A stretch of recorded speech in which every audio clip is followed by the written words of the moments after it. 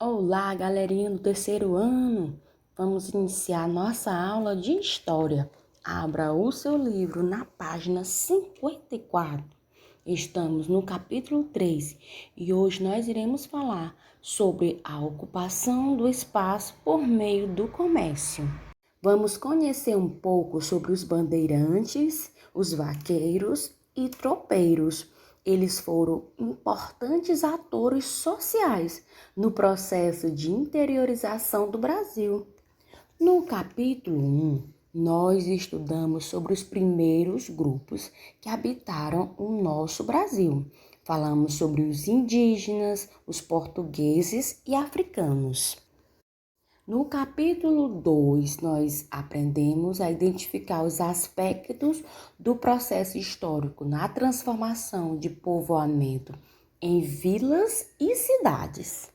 E você já sabe que as primeiras vilas e cidades do Brasil, elas foram estabelecidas próximas ao litoral, para ocupar o interior e expandir as fronteiras territoriais da colônia, eram realizadas expedições como as bandeiras.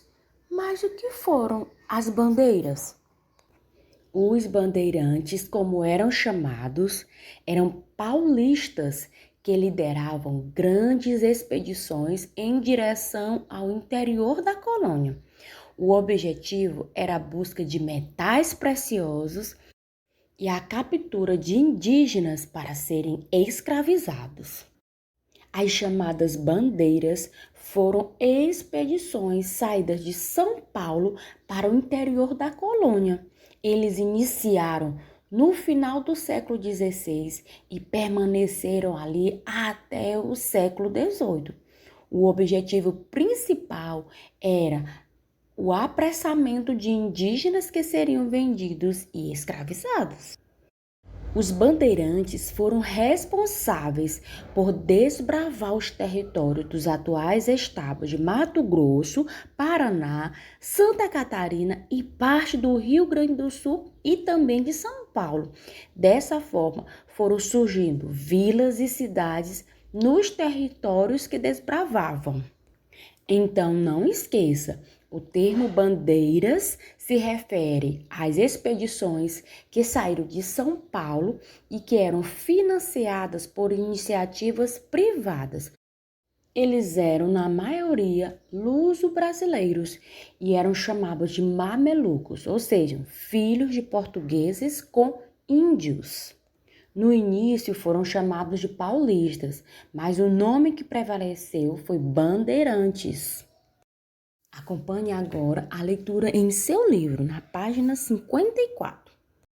Durante cerca de 200 anos, os grupos de colonos paulistas, que são chamados bandeirantes, eles organizaram as bandeiras em direção ao interior com o objetivo de capturar indígenas e encontrar ouro, prata e outras pedras preciosas.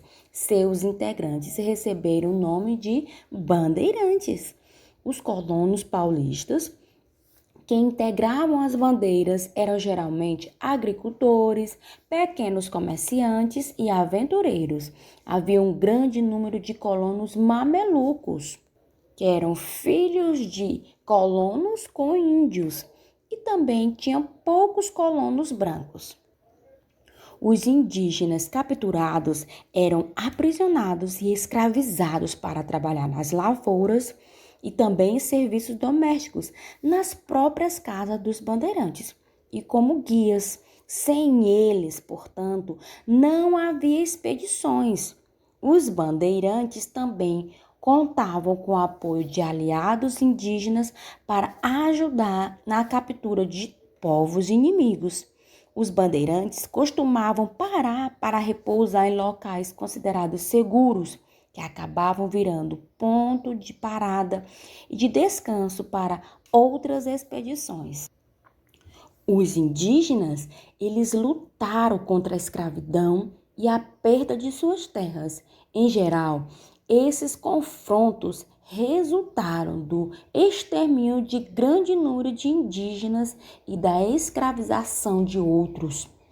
As maiores consequências das bandeiras foram a descoberta de minas de ouro, a expansão territorial da colônia e a escravização e morte de milhares de indígenas. Além disso, as bandeiras abriram caminhos e clareiras nas matas, e em vários desses locais foram surgindo povoados que mais tarde se tornaram vilas e cidades, como é o caso de Pirapora, do Bom Jesus, Cabreúva e Itu, no estado de São Paulo. Página 56, os tropeiros. Iniciou-se em 1711. A palavra tropeiro deriva de tropa, numa referência ao conjunto de homens que transportavam gado e mercadorias no Brasil colônia. Os tropeiros conduziam o gado do Rio Grande do Sul para Minas Gerais, São Paulo e Rio de Janeiro, e ao mesmo tempo levavam consigo mercadorias para o interior para serem vendidas. Os produtos mais comercializados eram sal, carne, armas, escravos, calçados, roupas, tabaco e cachaça. Nessas viagens, ao parar para descansar, os tropeiros acendiam fogueiras e preparavam alimentos como feijão, carne seca, angu de milho e café bem quente. Esses alimentos fazem parte até hoje da alimentação dos brasileiros.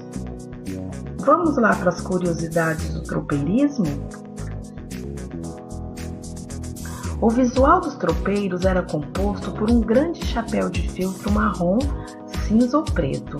A camisa acompanhava a cor do chapéu e era feito um tecido muito resistente. Ainda fazia parte do traje uma capa ou manta que ficava sobre os ombros e tinha a finalidade de proteger do frio. O feijão tropeiro leva esse nome em homenagem aos tropeiros, você sabia? Ele é feito feijão misturado a farinha de mandioca, torresmo, linguiça, ovos, alho, cebola e outros temperos. É uma delícia. Agora você vai fazer a leitura da página 56 e responder a segunda questão. Qual foi a importância dos tropeiros para o desenvolvimento de algumas cidades? Leia atentamente e descubra essa resposta.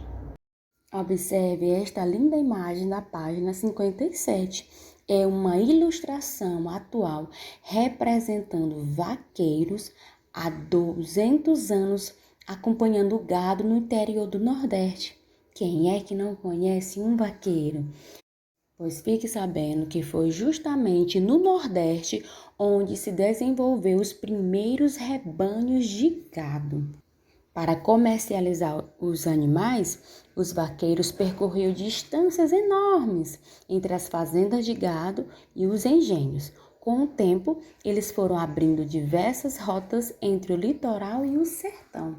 Durante o trajeto, os vaqueiros paravam para descansar com suas tropas e se alimentar. E foram nesses pontos de descanso que casas pequenas e ranchos foram construídos, formando povoados. Com o passar do tempo, os povoados foram atraindo um número cada vez maior de pessoas e muitos deles tornaram-se vilas. Mais tarde, essas vilas deram origem às cidades. Diante desse texto, você vai responder a terceira questão. Quais foram as consequências do deslocamento dos rebanhos de bois para o interior? Faça novamente a leitura da página 57 e descubra essa resposta.